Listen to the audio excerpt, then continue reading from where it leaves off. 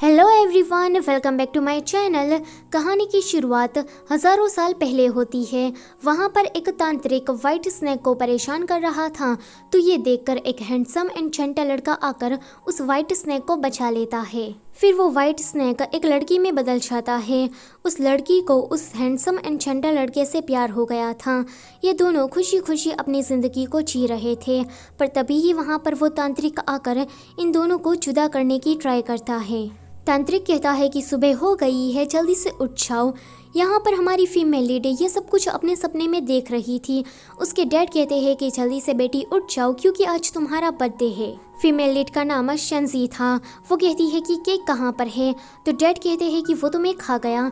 शंजी कहती है कि डैड आपने मेरे कपड़े क्यों पहने हैं, तो उसके डैड कहते हैं कि तुमने सारे कपड़े धो दिए थे, तुम्हें क्या पहनता। फिर हम कहानी के मेल लीड जीजव को देखते हैं। वो रिच, एरोगेंट, रूड एंड काफ़ी ज़्यादा स्मार्ट था। वो शंजी के ही स्कूल में आया था। उसके साथ उसका एक बटलर भी था। जीजा उसे कहता है कि मुझे यहाँ पर लो प्रोफाइल में रहना है, तो बटलर कहता है कि ठीक है मास्टर, आपको यहाँ पर डोमेट्री में रहना पड़ेगा। वो उसके रूममेट के बारे में उसे बता रहा था। इसका नाम वीरेन है और इसे एक्सरसाइज के अलावा और कुछ नहीं आता, बाकी सारी चीज़ों में ये खनचक्कर है। दूसरा है चुवान, इसे पूरा स्कूल बंदर कह के बुलाता है। एंड तीसरा हमारा सेकंड मेल लीड युतांग है। ये कॉलेज का चार्मिंग प्रिंस है और सारी लड़कियां इस पर छान छिड़कती है, पर उसकी एक गर्लफ्रेंड भी है जो कि और कोई नहीं पर हमारी फीमेल लीड शंजी थी। जीजाओ को तो इसमें कोई भी इंटरेस्ट नहीं आ रहा था। उसकी नज़र तायाकी के शॉप पर जाती है, तो वो तायाकी खरीदने के लिए वहाँ पर चला जाता है। तायाकी एक खाने की चीज़ का नाम है। जब जीजाओ वहाँ पर जाता है तो शंजी वहाँ पर पहले से ही थी। दोनों ही एक ही साथ में बोलते हैं कि मुझे तायाकी चाहिए। तो यहाँ पर पहली बार ये दोनों कुछ इस तरह से मिलते हैं। शॉपकीपर कहता है कि मेरी शॉप में बस एक ही तायाकी बची है। शंजी कहती है कि मैंने पहले कहा था तो मैं इसे ले जाऊंगी। जीजाव कहता है कि नहीं।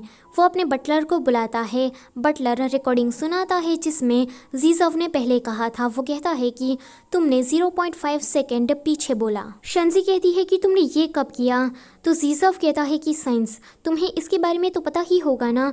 वो साइंस के बारे में उसे लंबा चौड़ा भाषण देने लगता है, तो सेंसी पैसे देकर उस तायाकी को खरीद लेती है। वो तायाकी को लेकर जा रही थी तो जीजाव उसे रोकता है। यहाँ पर कुछ ऐसा हो जाता है। सेंसी कहती है कि थरकी कहीं के दूर रहे मुझसे। एक चाटा खाने के बाद जीजाव कहता है कि क्या मैं थरकी लग रहा हूँ, मुझे जल्दी से कपड़े बदलने हैं। शंसी कहीं पर भागकर जा रही थी, पर वो नीचे गिर जाती है। तभी ही वहाँ पर उसके पास युतांग आता है। युतांग उसे लेकर कॉलेज जाता है।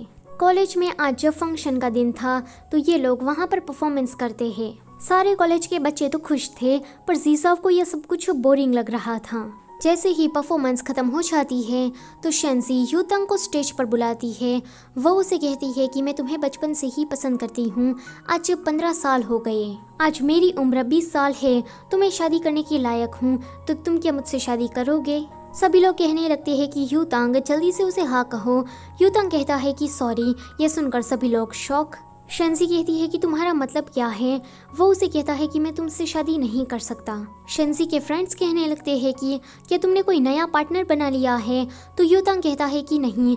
तो कोई कहता है कि क्या तुम मर्दों को पसंद करते हो। युतांग कहता है कि नहीं। वीरेन कहता है कि तुम दोनों भी ना, तुम्हें मुझे और शव ये को देखकर कुछ सीखना चाहिए। शव ये कहती है कि हमने कब डेटिंग स्टार्ट की, तो वीरेन कहता है कि हमने ऑनलाइन डेटिंग स्टार्ट तो की थी। शव ये कहती है कि कब की, और पहली बात कि मैं तो तुम्हें जानती भी नहीं। ये दोनों यहाँ पर झगड़ा करने लगते हैं, तो शंसी कहती है कि कोई मुझ पर ध्यान क्यों नहीं दे रहा।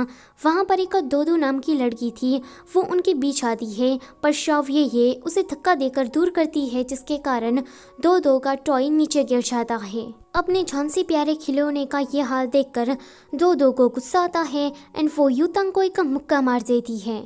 दूसरी तरफ जीजाओ स्टेज पर आया था क्योंकि वो न्यू स्टूडेंट था, तो उसे अपने बारे में कुछ बताना था। तभी ही वहाँ पर उड़ता हुआ युतांग आता है एंड जीजाओ एंड युतांग दोनों में ही एक्सीडेंटली किस हो जाता है। कॉलेज के सारे स्टूडेंट उन दोनों की ऐसी पिक्चर्स खींच लेते हैं। अगले सीन में हम देखते हैं कि दो सभी से माफ़ी मांग रही थी। वो कहती है कि जब मैं छोटी थी तब से ही मेरे अंदर सुपर पावर है। आगे जीजाओ ने सभी को ट्रीट दी थी, तो ये सभी लोग उसे थैंक यू कह रहे थे। आगे वो सभी लोग जीजाओ को अपना इंट्रो देते हैं। जब युतांग वहाँ पर आता है तो जीसाफ का मुंह बिगड़ जाता है उस किस की वजह से।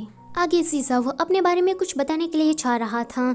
वो बटलर से कहने वाला था पर बटलर तो गायब था। चुआन कहता है कि आज शेंजी का बर्थडे है तो तुम भी हमारे साथ सेलिब्रेट करने के लिए आ जाओ। अगले सीन में हम देखते हैं कि ये सभी लोग कैराओके में थे। युतांग और जीसाफ उस किस की वजह से एक दूसरे से बात नहीं कर रहे थे एंड मुंह फुलाकर बैठे थे। दो को तो उन दोनों में बीएल कपल नजर आते हैं। वो अपने मन में ही एक स्टोरी बना लेती है एंड काफ़ी ज़्यादा खुश हो रही थी। शेंजी आकर कहती है कि दो तुम इतना हंस क्यों रही हो, पर तभी ही उसका ध्यान जाता है कि जीसाफ वही तायाकी खा रहा है जो कि उसने युतांग को दी थी। शेंजी ने उस तायाकी के अंदर वेडिंग रिंग को छुपा कर रखा था।